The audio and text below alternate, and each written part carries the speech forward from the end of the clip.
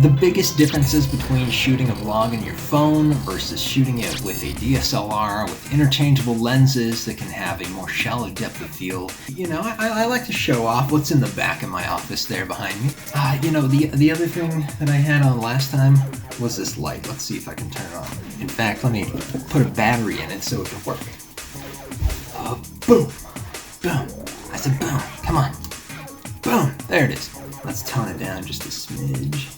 Yes! There you have it. Okay, so remote control, little cheap light in the background, making this super simple, using those classic Sony batteries. What do they typically call these? Anyway, these little things. The best thing about this setup is just how portable it is. I can grab this little Gorilla tripod and point it around and show you everything in my office. The exposure is completely controlled in this situation just because I'm using the Adobe Rush app.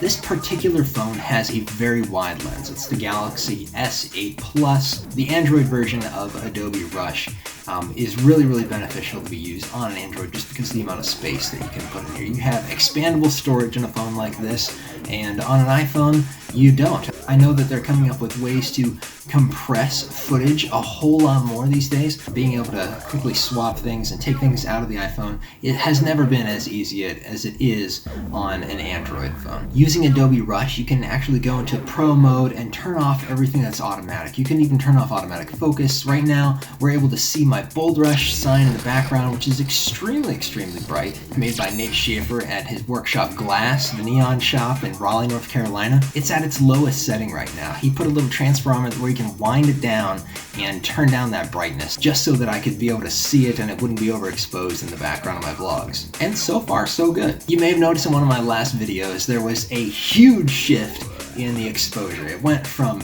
me talking, everything looking normal and fine, everything became underexposed and blue and dark, and then I went back to the normal exposure again. Well, that was because I'm using the windows over here.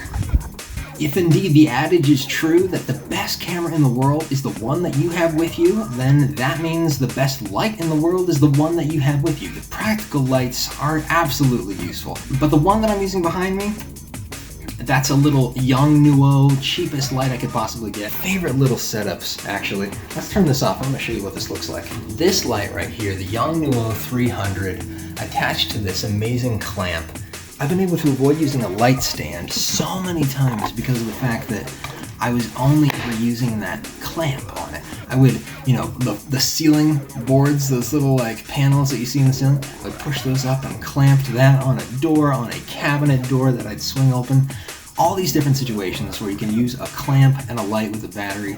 It lasts for a fairly long time. Now, if you're like me and you're a little long in your interviews and you really like to make sure you break down that icy wall, those lights are not gonna do very well because they do actually start to dim as the battery gets lower. I wish it would just reach a point where it would stop as soon as it detects that there are lumens being lost, but that's not the kind of light it is. However, it does have the option for you to plug it into the wall, which I would highly recommend for any interview to make sure that you're not using battery power unless you're out in the middle of nowhere and you know that you have enough battery and that you're going to keep your interviews fairly short. Primarily, the main downfall to using a phone for a vlog is the fact that you cannot control the audio as well as other things. Yes, in Adobe Rush, you can jump in the settings and change everything to the Pro version, which means you're controlling exposure, you're controlling the ISO, you're controlling all the different features. But audio, that's not something you can quite easily fix just inside your phone.